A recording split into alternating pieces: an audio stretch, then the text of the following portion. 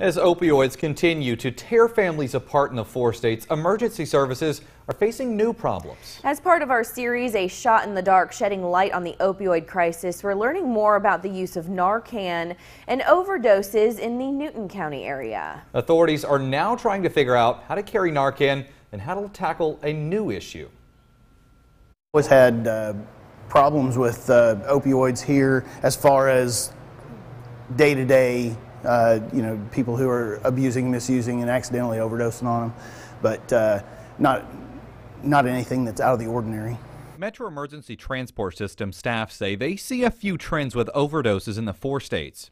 For accidental and just misuse of prescription medications would be probably the older generations.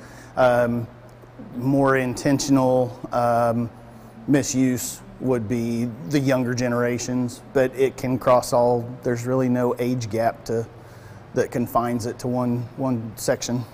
Emergency services across the 4 states have started carrying Narcan, an opioid overdose reversal drug. It does have a shelf life, obviously. But law enforcement are having a particularly difficult time carrying Narcan.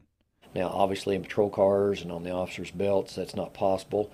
Sheriff Jennings is dealing with 2 issues with the reversal drug at his department. One, the officers don't really have room for it right now on their belts. And secondly is the climate control. They're out in 100-degree weather or 0-degree weather all the time. So for now, the Newton County Jail is the only place he's able to keep it. We are currently looking at getting it in our jail, where we can at least have it there in the jail and in the climate-controlled atmosphere, obviously.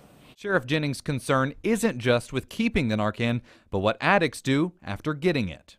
I've seen instances where someone had Narcan used on them, and as soon as they left the hospital, right back out and overdosed again. Sometimes you're thinking along the lines of an opioid, but you end up finding, that there are different medications or illicit drugs that are mixed in. The best prevention for these people is not to use it, obviously.